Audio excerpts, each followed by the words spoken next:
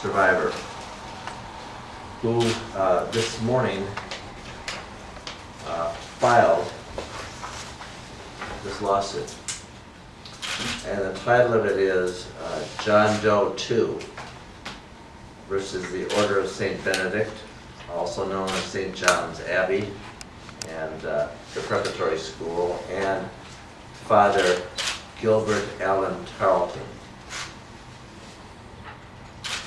And he took this courageous action this morning for two reasons. One, the legislature just opened up the law to give survivors a chance to cause their offenders to reckon and those that protected them to reckon. And second, he wants to do everything he can today to not let this happen to other kids in this community and elsewhere, at St. John's and anywhere. And so, while in the lawsuit against St. John's and against Tarleton, he is called a John Doe 2. He has chosen to use his name and speak with us today using that name, and he'll introduce himself to you. That is his choice. What's important to know is that it's also an act of courage by him, because any survivor that wants to use this law to bring an action against their offender and those who protected them can remain private and confidential, as this lawsuit says. So we praise and applaud Troy for taking this action here today. In this suit, it is against St. John's. It is against St. John's because he was a student at the preparatory school. And at the age of 14, a serial offender, then known as Father Allen Tarleton, a monk there, and the teacher, began to groom him, began to molest him, and began to rape him.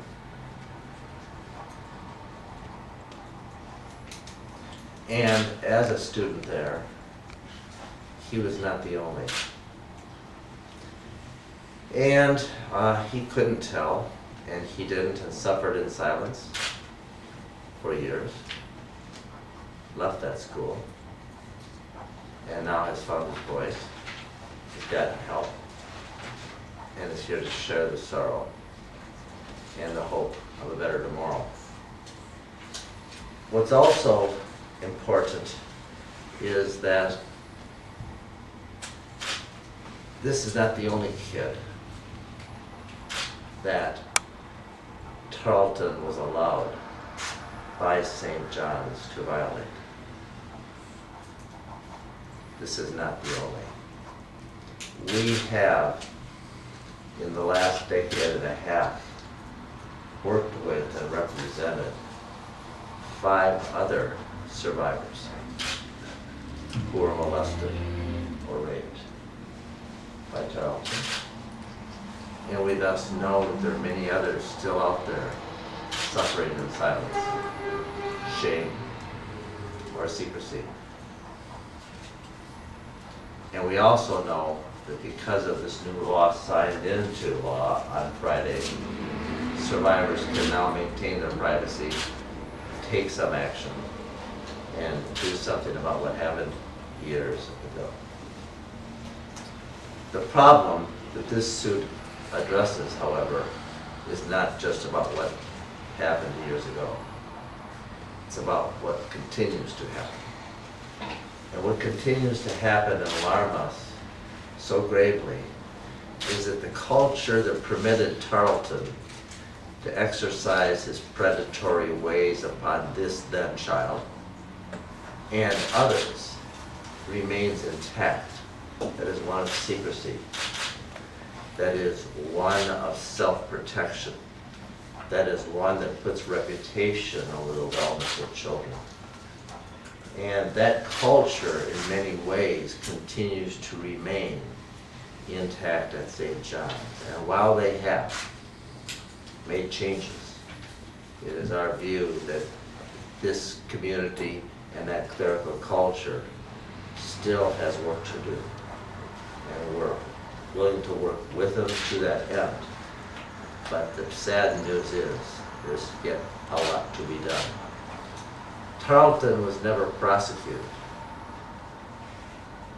for these crimes against this child or any of the other monks and brothers that raped and molested children there. And not one prosecution has come out of that culture. Why is that so? Why is that so that not one monk who raped children like this one has not been put behind bars? How can that be? It can be because those at the top, those that knew, those in charge made choices. Choices to cover and conceal and keep secret what they knew about their brothers and their fellow monks. And that's what's most alarming. So what we know today is that Alan Tarleton is a predator that could not control himself when he raped that child. But what we also know today is that those at the top, from the abbots on down to the priors and those at St. John's, could choose to do something, and they chose not to. And that's why what he is doing here today becomes so important for the protection of the children in the future. So I'm going to invite John Doe, too, to tell us what he would like to say about why he's here today. And if you choose to, introduce yourself to us. My legal name is Ed Bramlage. I go by Troy. Everybody knows me as Troy. And the reason that I decided to step up was because I couldn't at 14. In 1977, when I was going to school there, nobody had ever heard of a priest molesting a child, especially me. And I didn't think anybody would believe me. Because of that, more kids got molested after me. Now at 50, I can at least stand up and say, I was molested, and maybe some of those kids can find some way to step up themselves, come forward. Not the easiest thing to be sitting here in front of you, but it's really important. That's about it. And Troy, what is it that you want to have happen here? And as a result of this action that you took today, under the name John Doe 2, and now using your name, what is it you want?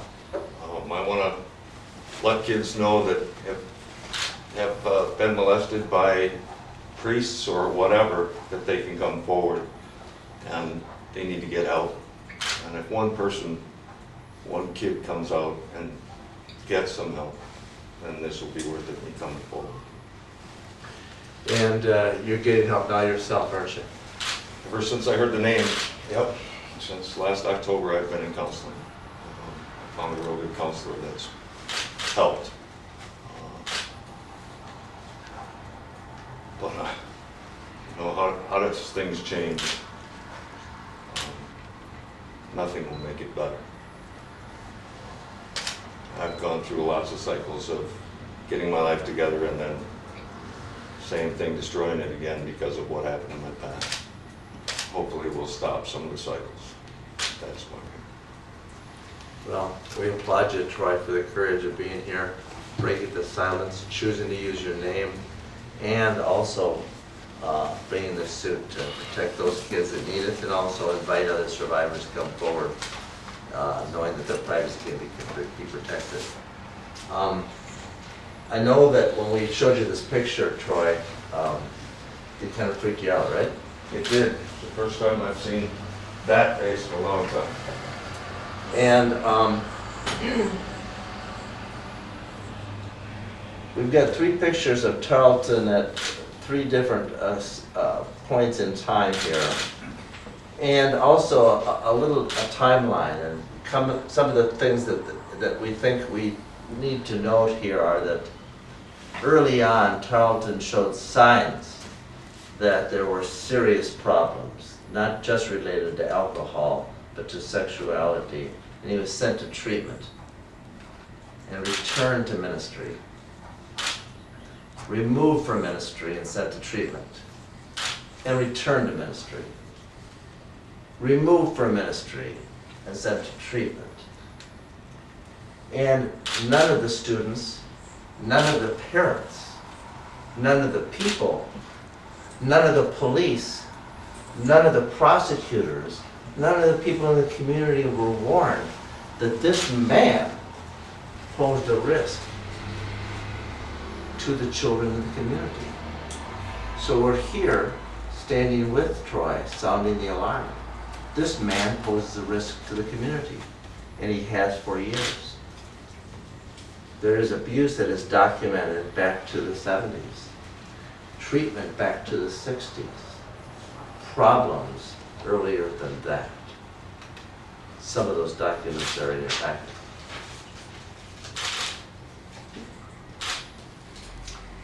Tarleton was removed from ministry in 2002 and his name placed on a list.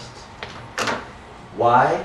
Because some courageous survivors brought suit in 2002, and as a result of that settlement, demanded disclosure of the known offenders.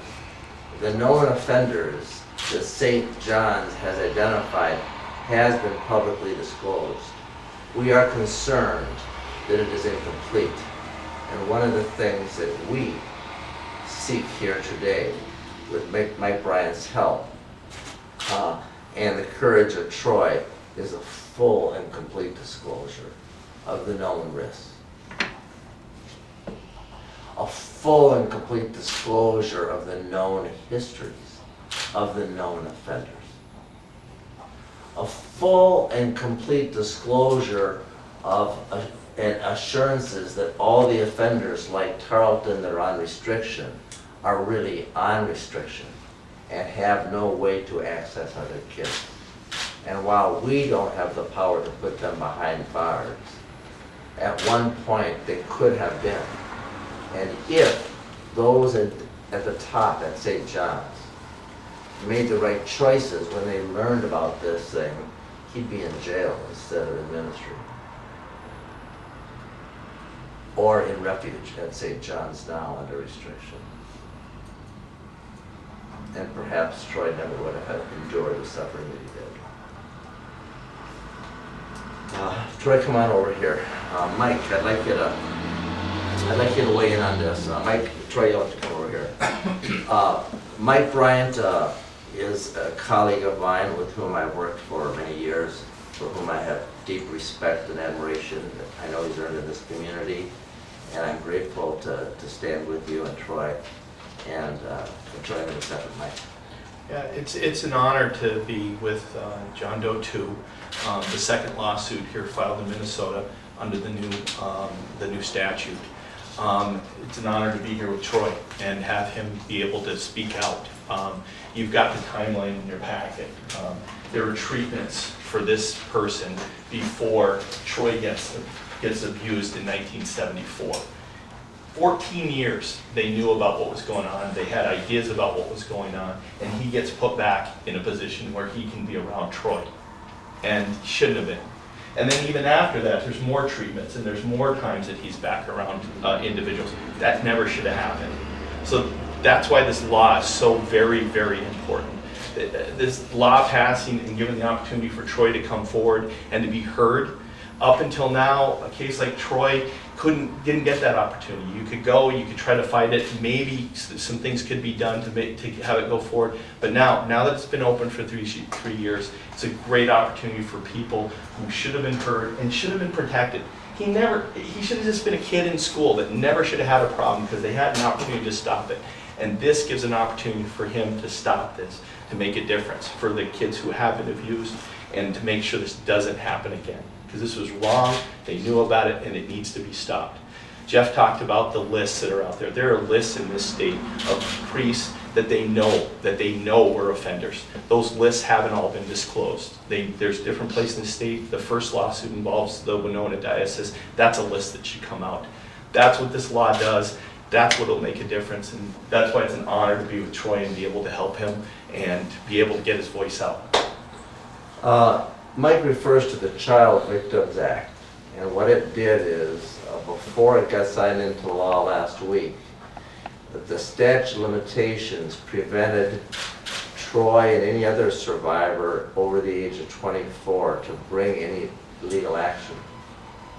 And it effectively closed the courthouse doors and closed access to the past rapes and ravages of our children. The law that got signed into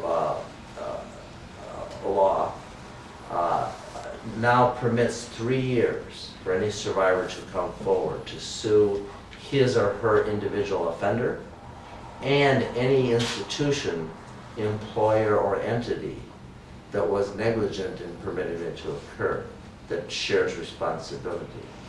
And it is this claim here that indeed Tarleton is the rapist and the molester, but St. John's and their administrators and their leaders share responsibility because they made the choices they could have chosen. And Troy never would have had to suffer and endure what he did had they made the right choices in 1977 and before and after. So this is an invitation to other survivors to know you can get help, just like Troy. An invitation to all to know that our communities can be made safer because of the courage of this man and others like him with whom we are honored to stand.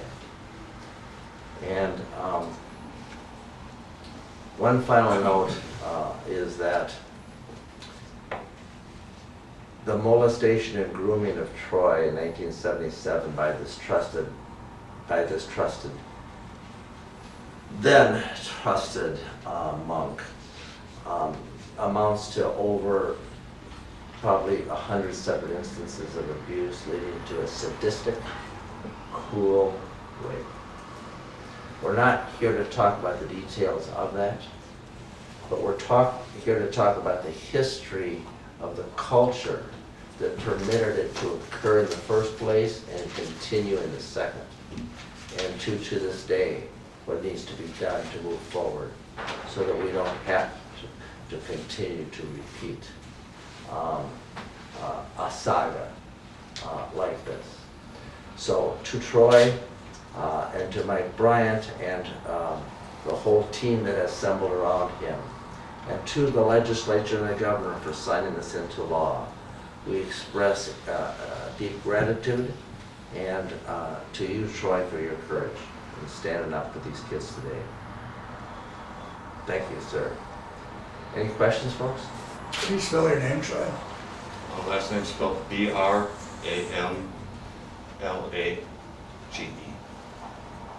You're from what town? I grew up in the city's St. Paul, but I live in St. Paul, Sauk Rapids. Okay.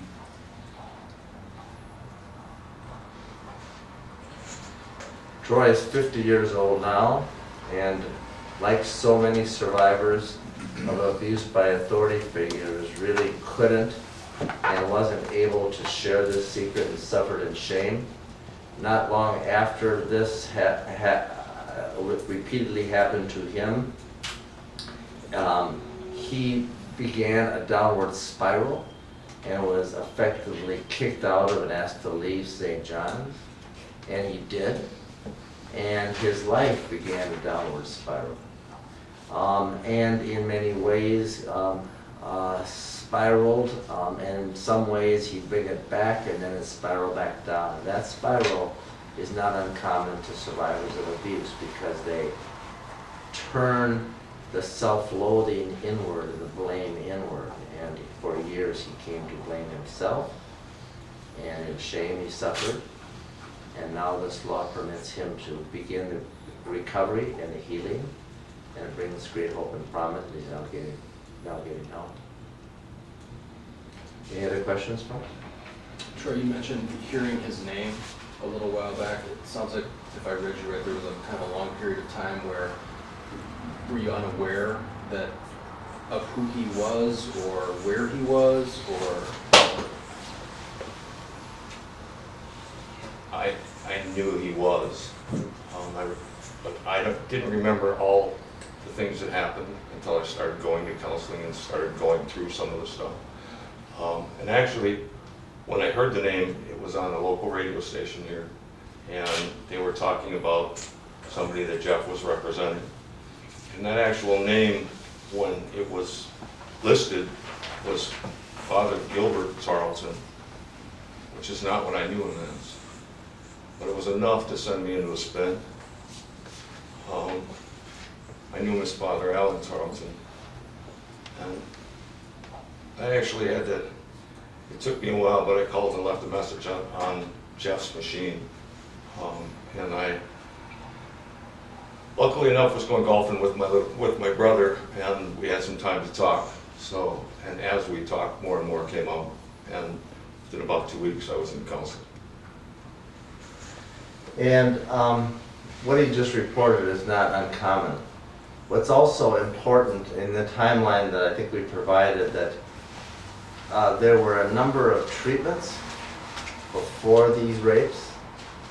There was also, he was also known as Alan Tarleton and Gilbert Tarleton, but in 1977, the same year that he was raping Troy, he had a name change. And he changed his name from Alan Berry to Alan Tarleton. Why, we don't know. These are questions that need to be asked, not only of him, but of those at St. John's that gave him a refuge and harbor, safe harbor for so long. Some of the other questions that need to be asked, and we intend to in this case, is why would you allow him 5 different treatments in which alcohol and sexual issues are identified, and return him to ministry secretly? Why would you not remove him from the clerical state and report him to the police? Why? Why would you repeat that mistake and that choice for almost 25 years? And why does it continue? These are fair questions that Troy has that we intend to ask and get answers to, and it's because of the new law, the Child Victims Act. This community and this survivor and others like him are entitled to know. And I'm sad to say that while we worked with 5 other survivors raped or abused by Tarleton, that's not the number. The number is still yet to be known.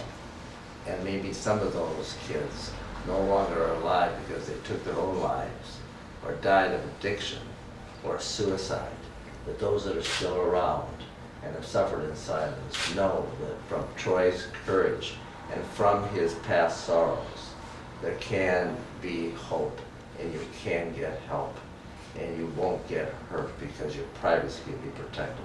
So thank you, Troy, and thank you all for assembling here today. This is an important law and an important time.